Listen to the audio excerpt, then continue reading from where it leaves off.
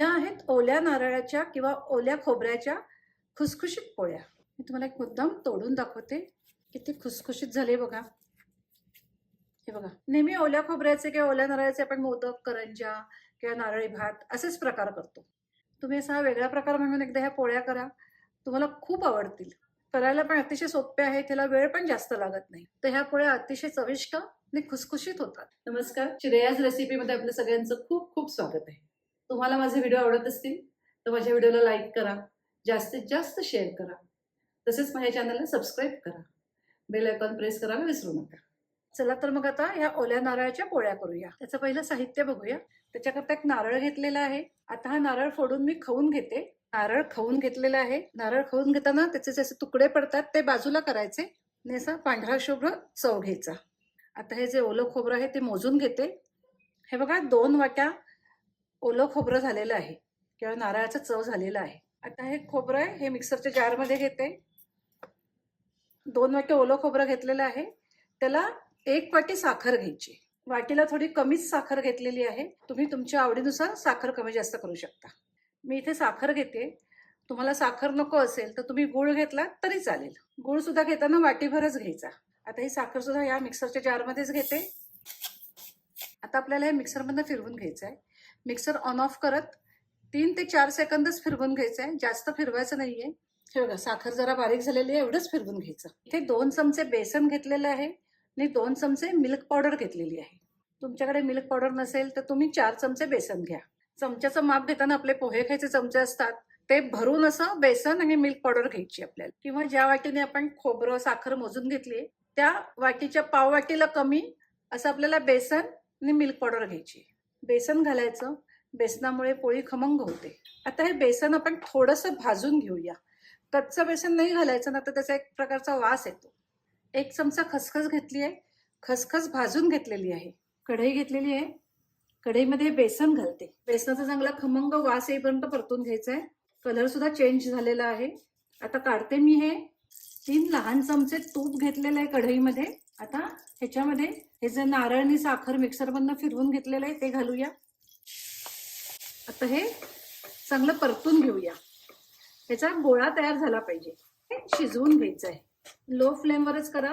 ह्यातली साखर चांगली विरघळली गेली पाहिजे. तुम्ही हाय फ्लेमवर केलं तर साखर विरघळत नाही, मग ती पोळी खाताना मध्येच कचकचित लागते.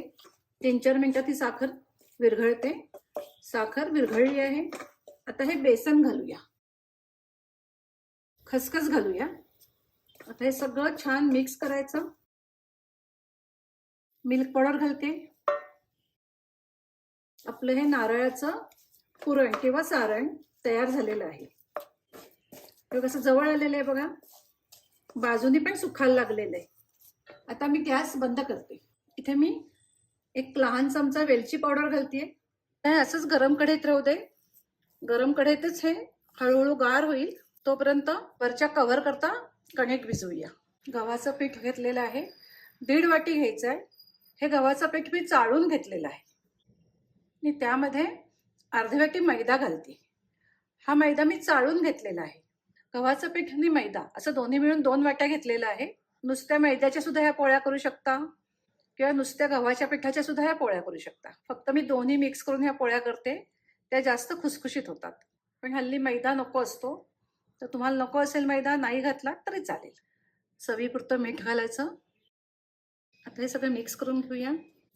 आता मी ह्याच्यात तेल घालत नाहीये, तर आता साध्या पाण्याने हे भिजवून घेते. नंतर आपल्याला तेल लावून चांगलं मळून घ्यायचं आहे. आपल्याला पुरणाच्या पोळी एवढं सैल नाही भिजवायचं.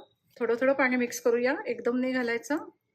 तेल घेतलंय हातावर, ते जरा ह्याला लावून असंच आता हे 15-20 मिनिटं राहू दे.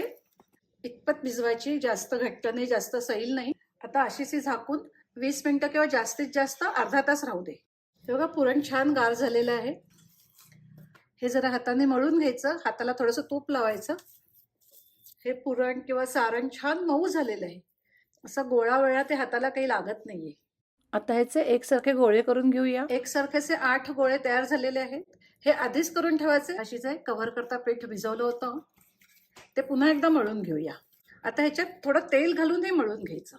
2 चमचे तेल घातलेलं आहे. आता हे तेल घालून चांगलं मळून घ्यायचं. तेल घालून मळून घेतल्यानंतर सुद्धा लगेच पोळ्या नाही करायच्या, एक 10 मिनिटांनी पोळ्या करायच्या. हे जे आता आपण कणकेत तेल मिक्स केलेलं आहे ते छान त्याच्यात मुरतं. हे चांगलं मळून घेतलेलं आहे. आता 10 मिनिटांनी पोळ्या करूया. हे अगदी लहान लहान टिप्स आहेत, पण तुम्ही या सगळ्या फॉलो केल्यात ना तर अगदी पोळी खुसखुशीत होते, खूप सुंदर होते. 10 मिनिटं झालेली आहे. आता मी तुम्हाला दोन्हीची कन्सिस्टन्सी दाखवते. हे बघा, सारण जेवढं मऊ आहे तेवढंच भिजवलेलं पीठ पण मऊ आहे. दोन्हीची कन्सिस्टन्सी सेम पाहिजे. हे बघा, कणकेचा गोळा आणि पुरणाचा गोळा. कणकेचा गोळा थोडासा लहान घ्यायचा. मी ही पोळी गव्हाच्या पिठात थोडासा मैदा घालून त्याच्यावर लाटून घेते. तुम्ही तांदूळच्या पिठावर लाटून घेतली तरी चालेल. थोडंसं पीठ घालायचं. हे सारण किंवा पुरण जे आहे ते भरूया. पुरणाच्या पोळीसारखीच आपल्याला ही पोळी करायची. ह्याच्यावर पण थोडंसं पीठ घालायचं, चिकटत नाही बरं असं. जास्तीचं पीठ असेल ते काढून टाका.